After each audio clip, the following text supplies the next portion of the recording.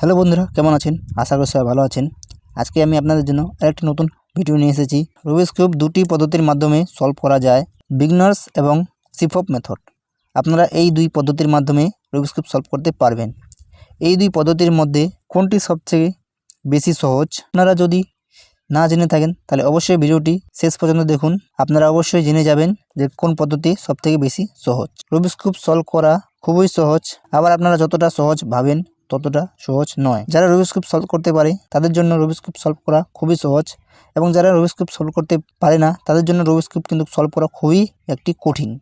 কিন্তু আমার ভিডিও দেখলে আপনারা অবশ্যই সলভ করতে শিখে যাবেন।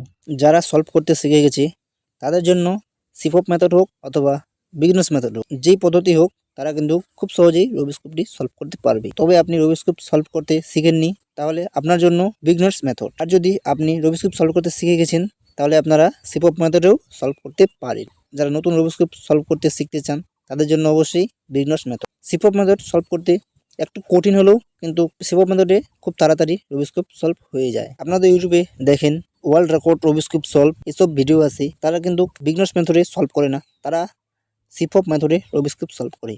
কারণ সিফপ মেথডে কিছু মুভস কম করতে হয় এবং বিগনার্স মেথডে বেশি মুভস করতে হয়। আমাদের যে লেফট রাইট যেই দুটি ফর্মুলা আছে সেই দুটি ফর্মুলা সিফপ মেথডে লাগে না। আমরা 3x3 রুবিক্স কিউব সলভ করতে গেলে বিগনার্স মেথডেও করতে পারি এবং সিফপ মেথডেও করতে পারি। আপনারা যদি সিফপ মেথড হোক, বিগনার্স মেথড হোক, রুবিক্স কিউব সলভ করতে চান তাহলে আমার এই ভিডিও ডিসক্রিপশনে লিঙ্ক দেওয়া আছে, আপনারা ওখান থেকে দেখে নিতে পারেন যে রুবিক্স কিউব সিফপ মেথড এবং বিগনার্স মেথডে কীভাবে সলভ করতে হয়।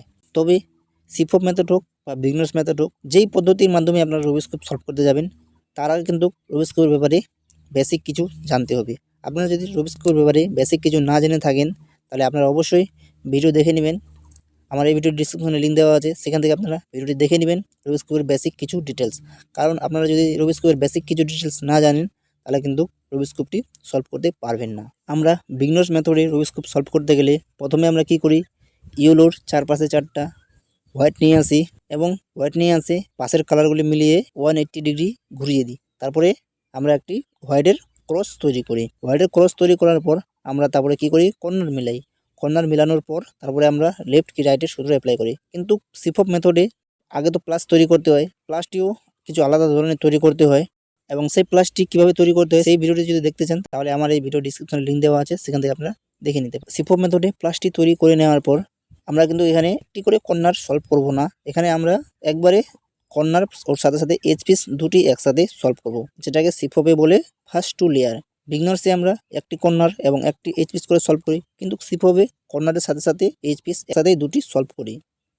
এবং সলভ করে নেওয়ার পর আমরা বিগনার্সে কী করি, তারপরে উপরে আমরা একটা ইয়েলোর ক্রস বানাই।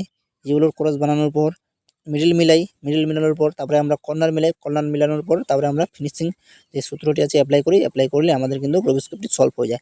কিন্তু সিফপ মেথডে আমরা ফার্স্ট টু লেয়ার মানে সেকেন্ড লেয়ার সলভ করে নেওয়ার পরে উপরে আমাদের যে কালারটি থাকবে লাস্টের মানে ইয়েলো কালারটি, আমরা পুরোপুরি ইয়েলো কালারটি সলভ করব। উপরে পুরো ইয়েলো করে দেওয়ার পর তারপরে আমরা আবার এখানে আমাদের সূত্র আছে, সেখানে সূত্র দিয়ে আমরা যে কর্নার আছে এবং মিডল পিস আছে সেগুলি মিলিয়ে তারপরে আমাদের সিফপ মেথডে রুবিক্স কিউবটি সলভ হয়।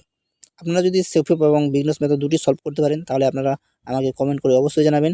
এবং আপনি যদি নতুন কিউব সলভ করতে শিখছেন তাহলে কিন্তু আপনারা অবশ্যই বিগনার্স মেথডে যাবেন, সিফপ মেথডে যাবেন না। সিফপ মেথডে একটু টাফ, তাই বলবো আপনারা বিগনার্স মেথডে যাবেন।